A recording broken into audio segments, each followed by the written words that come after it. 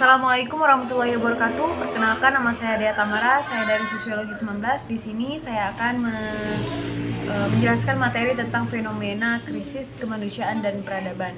Untuk itu kita harus ketahui apa itu kemanusiaan dan apa itu peradaban. Kemanusiaan adalah sistem pikiran dan tindakan yang memberi perhatian berdasarkan nilai dan kepentingan dengan mencurahkan hidup hanya untuk kesejahteraan umat manusia. Kemanusiaan menggambarkan kelembutan manusia, rasa belas kasih, dan sikap mengasihi terhadap sesama, lingkungan, binatang meskipun dalam keadaan menderita dan sengsara. Pengertian kemanusiaan mencakup segala sifat, pandangan, cara berpikir, dan perbuatan yang karena kodratnya manusia harus memilikinya. Sebab rasa kemanusiaan merupakan dorongan batin untuk melahirkan suatu sikap atau perbuatan kemanusiaan. Seseorang dapat bertindak dan berpikir manusiawi berdasarkan prinsip-prinsip kemanusiaan apabila memiliki moral yang baik. Orang yang bermoral tidak baik tentu tidak mungkin memiliki sikap dan perbuatan kemanusiaan, sebab perbuatan kemanusiaan seluruhnya bernilai baik. Istilah peradaban. Peradaban ini sering dipakai untuk menunjukkan pendapat dan penilaian kita terhadap perkembangan kebudayaan. Pada waktu perkembangan kebudayaan mencapai puncaknya berwujud unsur-unsur budaya yang bersifat halus, indah, tinggi, sopan, luhur, dan sebagainya, maka masyarakat pemilik kebudayaan tersebut dikatakan telah memiliki peradaban yang tinggi.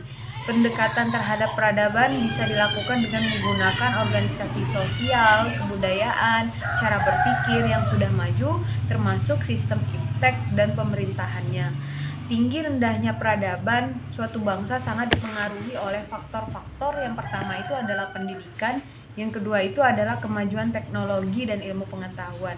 Sedangkan wujud peradaban moral ini pertama dilihat dari nilai-nilai dalam masyarakat dalam hubungannya dengan kesusilaan. Yang kedua itu adalah norma. Norma adalah aturan, ukuran, atau pedoman yang dipergunakan dalam menentukan suatu benar atau salah, atau baik atau buruk. Yang ketiga itu adalah etika. Etika adalah nilai-nilai dan norma-norma yang tentang apa baik dan buruk yang menjadi pegangan dalam mengatur tingkah laku manusia. Bisa juga diartikan sebagai etiket. Yang keempat itu ada estetika, berhubungan dengan segala sesuatu yang tercangkup dalam keindahan, baik itu menjaga kesatuan, keselarasan, dan kebalikan. Selanjutnya, untuk menjadi makhluk yang beradab itu manusia senantiasa harus menjunjung tinggi aturan-aturan dan norma-norma, baik itu adat istiadat, ugeran, dan wajengan, atau nilai-nilai kehidupan yang ada di masyarakat yang diwujudkan dengan menaati berbagai peranata sosial dan atau aturan sosial. Sehingga dalam kehidupan di masyarakat akan tercipta ketenangan, kenyamanan, ketentraman, dan kedamaian. Dan inilah sesungguhnya makna hakiki dari masyarakat atau manusia beradab. Problematika peradaban arus informasi yang berkembang cepat menumbuhkan cakrawala pandangan manusia semakin terbuka luas. Teknologi yang sebenarnya merupakan alat bantu atau ekstensi kemampuan diri manusia dewasa ini telah menjadi sebuah kekuatan otonom yang justru membelenggu pikiran dan gaya hidup kita sendiri. Dengan daya pengaruhnya yang sangat besar, karena ditopang pula dengan sistem-sistem sosial yang kuat dan dalam kecepatan yang makin tinggi, teknologi telah menjadi pengaruh hidup manusia. Masyarakat yang rendah kemampuan teknologinya cenderung tergantung dan hanya mampu bereaksi terhadap dampak yang ditimbulkan oleh kecanggihan teknologi. Dampak globalisasi terhadap peradaban manusia. Akibat globalisasi diantaranya masyarakat mengalami anomi atau tidak memiliki norma, atau heteronomi atau banyak norma, sehingga terjadi kompromisme sosial terhadap hal-hal sebelumnya dianggap melanggar norma tunggal masyarakat.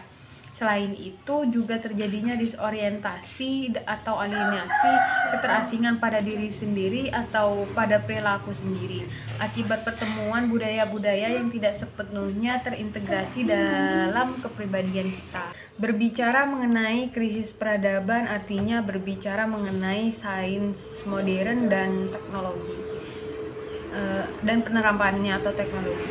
Apa yang dimaksud dengan krisis di sini secara pasti akan mengarah pada peradaban. Karena sekalipun agak berlebihan, sains dan teknologi merupakan komponen dari sebuah peradaban. Ini berarti secara inherent, sains dan penerapannya sendiri telah menjelaskan krisis yang melanda dirinya. Krisis global di negara modern telah menerpa pada negara berkembang seperti pembangunan yang tidak berorientasi kepada lingkungan, sehingga menyebabkan polusi, musim yang tidak menentu, berkembangnya fenomena anomi dalam masyarakat, dan fenomena destruktif lainnya yang merupakan representasi dari krisis peradaban. Selanjutnya, untuk krisis manusia itu menjadi fenomena yang terus saja muncul dari masa ke masa. Walaupun pada saat ini dunia sudah memasuki abad ke-21, krisis kemanusiaan masih saja melanda manusia.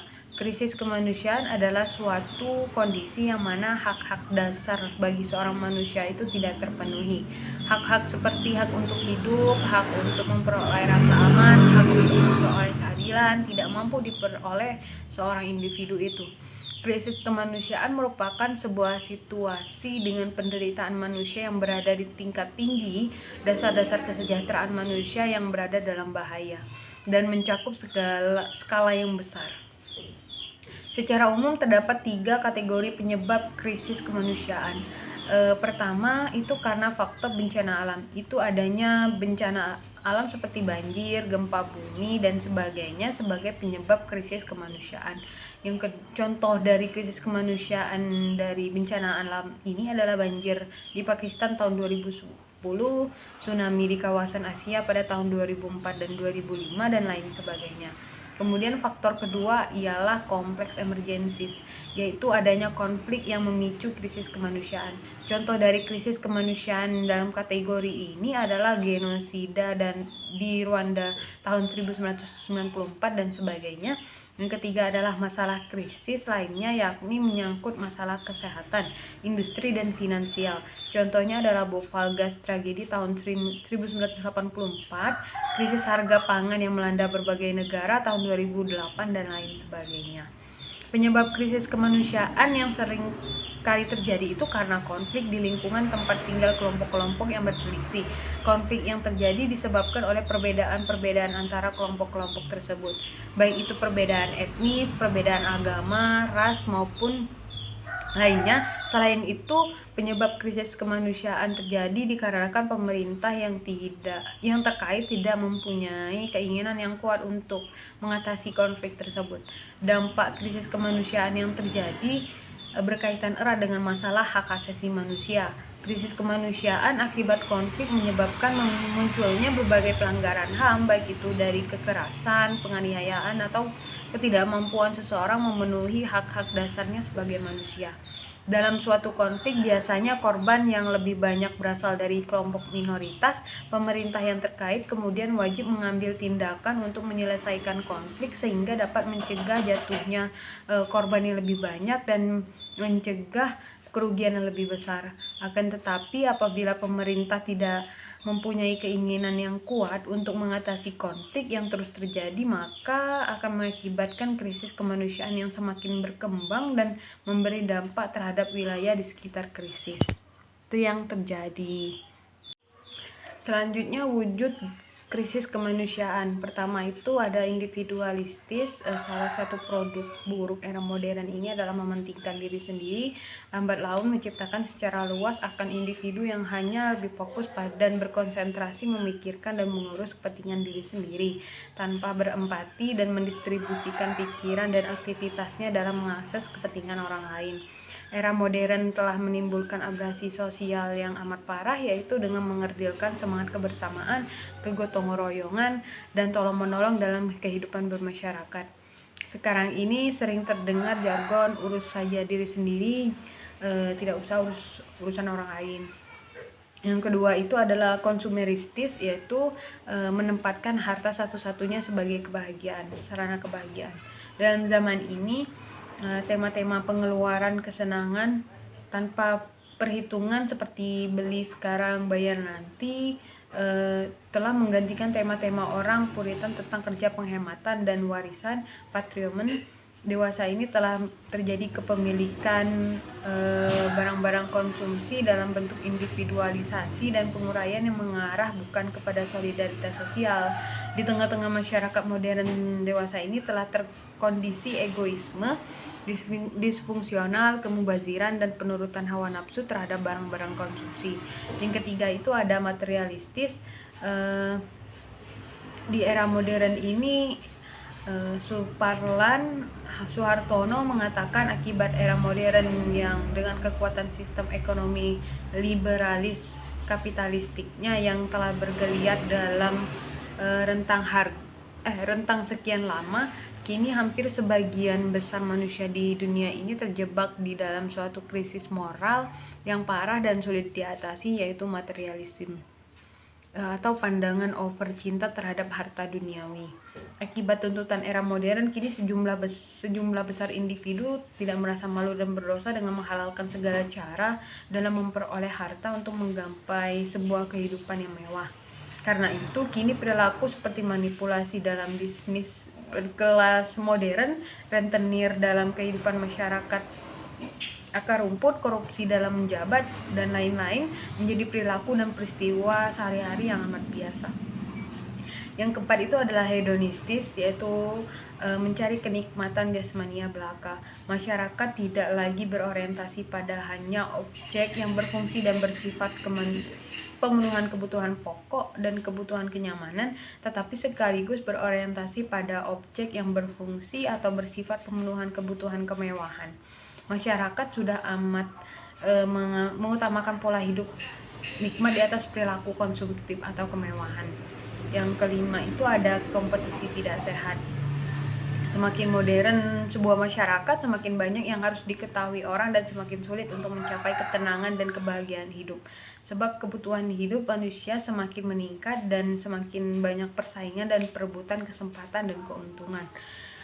Kartini Kartono pun menyatakan era modern menciptakan individu-individu dengan kondisi mental yang dalam psikologi sosial disebut dengan kekalutan mental atau mental disorder, yang berwujud antara lain rivalitas, munafik, spekulatif, dan manipulatif. Yang keenam itu ada kecemasan. Oleh Elkushi mengungkapkan kecemasan dan ketegangan jiwa yang dialami oleh masyarakat modern membawa implikasi substantif destruktif, yaitu suatu kecenderungan untuk melakukan tindakan negatif seperti pengrusakan tanpa tujuan, ketidakseimbangan, ketegangan, dan kekhawatiran yang tidak beralasan, apatis, dan lain-lain yang pada gilirannya dapat menyebabkan suatu sikap kaku dan konservatif terhadap lingkungan. Contoh krisis kemanusiaan yang dapat saya jelaskan ini yang paling terkenal itu adalah konflik antara etnis Rohingya dengan etnis Buddha Rakhine, tentu mengakibatkan kekalahan ya bagi etnis Rohingya sebagai kelompok minoritas. Tindakan kejahatan kemanusiaan dan diskriminasi terhadap etnis Rohingya bahkan sudah berlangsung sebelum Myanmar merdeka. Kejahatan kemanusiaan dan diskriminatif terjadi terus berlanjut hingga Myanmar merdeka hingga saat ini. Hal tersebut dikarenakan dibentuknya Undang-Undang Kewarganegaraan Myanmar pada tahun 1982.